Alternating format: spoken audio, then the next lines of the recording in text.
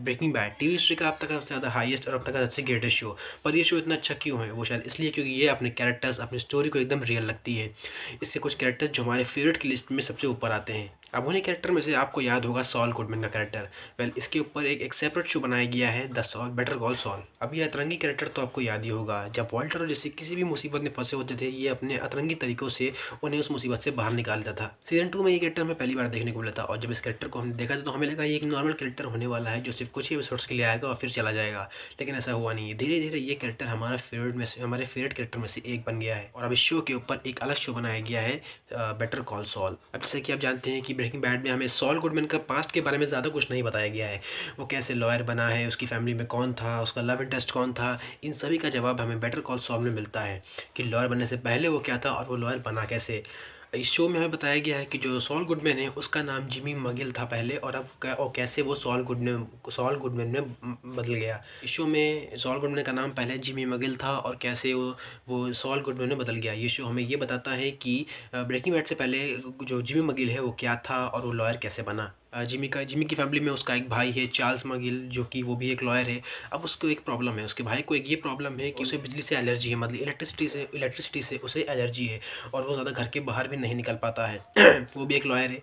पहले वो एक एचएचएम नाम के फर्म में काम करता था, जहाँ पे पहले जिमी काम करता था लॉयर बनने से पहले, और वहीं पे उसका भाई चार्ल्स भी काम करता था। अब जिमी एक लॉयर है, लेकिन अभी वो एक सोलो प्रैक्टिशनर है, और वो अलग काम करता है, मतलब अकेला काम करता है, एक सेपरेट अपना उसने खोल रखा है।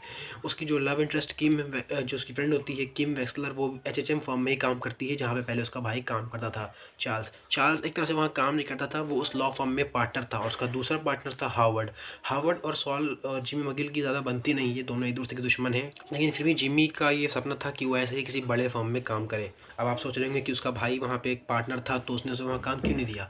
अब जो चार्ल्स मगिल है वो दिखाता तो ऐसा है कि वो अपने भाई से बहुत प्यार करता है, लेकिन सच्चाई तो कुछ और ही है। असल में जो चार्ल्स मगिल है वो चाहता ही नहीं कि उसका भाई इतने बड़े फर्म में काम करे, बल्कि वो तो ये भी नहीं चाहता था कि जिमी लॉयर बने, क्योंकि वो ये मानता है कि जो लॉ है वो बहुत ही सीक्रेट चीज़ है, और वो जिमी जैसे इंसान के हाथ में नहीं लगना चाहिए। लॉयर बनने से पहले क्या था, लॉयर बनने से पहले एक स्लिपिन जिमी था, यानी इसे स्लिपिन जिमी कहा गया है।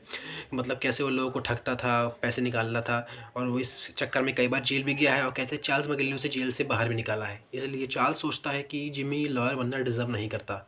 अब जी, ये नाम तो शो का बेटर कॉल सॉल है, लेकिन हमें इसमें सॉल गुडमैन के अलावा ब्रेकिंग बैड के और भी कैरेक्टर्स हैं जो इसमें हमें दिखाए गए हैं, जैसे कि हेक्टर salamanca, टूको salamanca, गस फ्रिंग, माइक एरमेनट्राउट।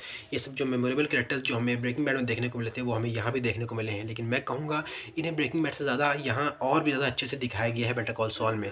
बात करें अगर माइक एरमेनट्राउट की, तो उसके पास्ट के बारे में और बताया गया है, उसकी पोती से रिलेशन क्या है, वो गस की टीम में कैसे आया, गस की टीम से पहले वो क्या करता था। हेक्टर salamanca का ये भी दिखाया गया है कि कैसे वो उस कुर्सी पे कैसे आया और उसे वो घंटी कैसे मिली। टूको salamanca का उतना बड़ा रोल नहीं है पूरे बेटर कॉल सॉल में, लेकिन आपको निराश होने की ज़रूरत नहीं है, क्योंकि इसमें एक ऐसा कैरेक्टर है जो कि टूको हर salamanca से 10 गुना ज़्यादा बढ़िया है और ख़तरनाक भी। उसका नाम है लालो salamanca। अब ये लालो नाम शायद आपको याद हो, सीज़न 2, अगर ब्रेकिंग बैड का सीज़न 2 आपको याद है, तो वहाँ पे जब जेसी और वॉल्टर सॉल को किडनैप करके ले जाते हैं रेगिस्तान में, तो वो उनसे कहता है कि क्या तुम्हें लालो ने भेजा है। ये वही लालो हमें अब बेटर कॉल सॉल में देखने को मिला है, जो कि मैं कहूँगा ब्रेकिंग बैड यूनिवर्स का मेरा फेवरेट विलन बन चुका है, और ये मुझे गस से भी ज़्यादा बढ़िया लगा है। बहुत सारे कैरेक्टर्स हैं जो ब्रेकिंग बैड के दिखाए गए हैं, कुछ नए कैरेक्टर्स हैं। अब जैसे कि मैंने लालो का नाम लिया, एक और कैरेक्टर है नाचो वार्गा, वो भी बहुत ही बेहतरीन कैरेक्टर है। उसका जो कैरेक्टर आर्क है वो मुझे बहुत ज़्यादा पसंद आया है। लालो का भी कैरेक्टर आर्क मुझे बहुत ज़्यादा पसंद आया है। अब उन्हें से मैं अब इन दोनों को इस शो में कैसे दिखाया गया है, उसके लिए तो आपको ये शो देखना पड़ेगा।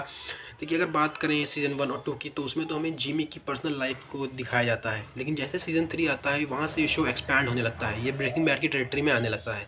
वहाँ से हम कह सकते हैं कि हाँ, ये ब्रेकिंग बैड का एक प्रीक्वल है। देखिए, जब आप सॉल गुडमैन को ब्रेकिंग बैड में देखते थे तो आप क्या सोचते थे कि ये एक नॉर्मल सा एक अतरंगी वकील है जो अपने अतरंगी तरीक़ों से लोगों को मुसीबतों से बचाता है। अब हमें वही झलक इसमें भी देखने को मिली है, पर वो उस सॉल गुडमैन में ट्रांसफॉर्म कैसे हुआ, ये देखने में हमें बहुत ज़्यादा मज़ा आता है। कैसे वो धीरे धीरे बदलता रहता है, कैसे वो बड़े बड़े फर्म्स में जाके काम करता है, फिर वहाँ से उन्हें छोड़ देता है।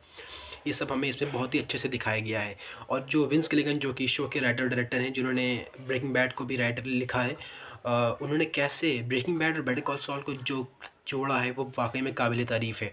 इसका सीज़न 5 और सीज़न 6 वो बहुत ज़्यादा ही ऑसम है। हालांकि इसमें कोई ओzymandias जैसा 10 आउट ऑफ 10 एपिसोड तो नहीं है IMDb पे, लेकिन फिर भी इसके 2 एपिसोड जो सीज़न 6 में प्लान एंड एग्जीक्यूशन एंड और पॉइंट एंड शूट, ये 2 एपिसोड ओzymandias से कम भी नहीं है। पूरे बेटर कॉल सॉल और पूरा ब्रेकिंग बैड देखने के बाद मैं ये तो समझ गया हूँ कि जो वॉल्टर वाइट था वो सॉल गुडमैन की लाइफ में बस एक चैप्टर था जो कि ख़त्म हो गया।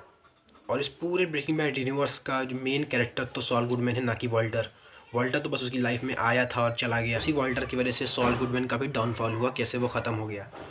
अब ये शो हमें सिर्फ ब्रेकिंग बैड से पहले की स्टोरी नहीं दिखाता है। इसमें 90% स्टोरी ब्रेकिंग बैड से पहले की दिखाई है और 10% ब्रेकिंग बैड के बाद की दिखाई है। इसमें बहुत सारी चीज़ों का ओरिजिन हमें दिखाया गया है जो ब्रेकिंग बैड में हमें देखने को मिला है, और जो कि जो सुपर लैब अपने सीज़न 3 में देखा है ब्रेकिंग बैड के, वो कैसे बनी, उसके बनने में पीछे क्या क्या लफड़ा हुआ, कैसे वो उसको बनाया गया, ये सब हमें इसमें दिखाया गया है। और जब आप पूरा बेटर कॉल सॉल देखने के बाद अगर दोबारा ब्रेकिंग बैड देखने बैठेंगे तो ब्रेकिंग बैड देखने का आपका नज़रिया पूरी तरह से बदल जाएगा। वो कैरेक्टर जिससे आप एक हसमुख कैरेक्टर मानते थे, जब उसका पास्ट आप पूरी तरह से जान चुके होंगे, तब आप सोचेंगे कि किस कैरेक्टर पे क्या, इस कैरेक्टर के साथ क्या क्या हुआ है, इसने क्या क्या झेला है जो ये यहाँ तक पहुँचा है। जैसे कि विंस गिलेगन ने भी कहा था कि बेटर कॉल सॉल देखने के बाद आपका ब्रेकिंग बैड देखने का नज़रिया चेंज हो जाएगा, पूरी तरह से हमारा जो पर्सपेक्टिव हो वो चेंज हो जाएगा।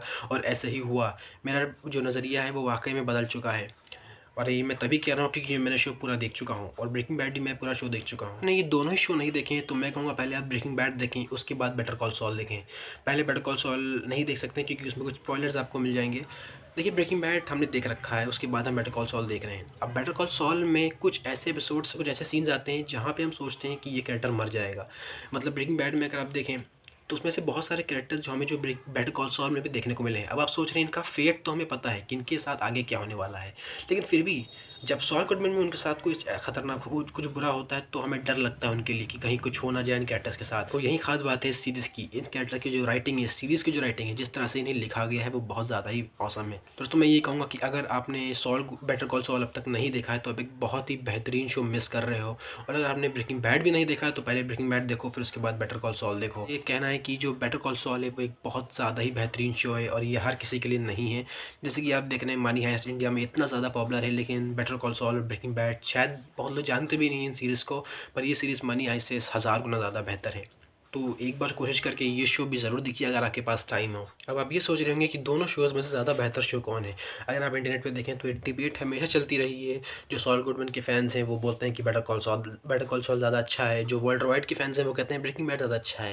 लेकिन मेरा मानना ये है कि इन दोनों शोज़ को हम कंपेयर ही नहीं कर सकते हैं। ये इस तरह से लिखे गए हैं, इतने ज़्यादा परफेक्ट शोज़, इन दोनों को हमें कंपेयर करना भी गलत होगा क्योंकि ये शोज़ एक दूसरे से कनेक्टेड हैं। ये तो मैं कहूँगा इन दोनों कंपेयर ना करें तो अच्छा है। फिर भी पूछेंगे कि दोनों में से ज़्यादा बेहतर कौन सा है, तो फिर तो ये मैं आपके ऊपर छोड़ता हूँ। जब ये शो आप दोनों शो देख लें तब आप इन्हें आराम से कंपेयर कर सकते हैं और ख़ुद डिसाइड कर सकते हैं कि कौन सा शो ज़्यादा अच्छा है। लेकिन मैं तो डिसाइड नहीं कर पाया हूँ। बाकी अगर मेरा वीडियो पसंद आया हो तो मेरी इस वीडियो को लाइक कीजिए और देखते रहिए मेरा चैनल द रिव्यू कल्चर।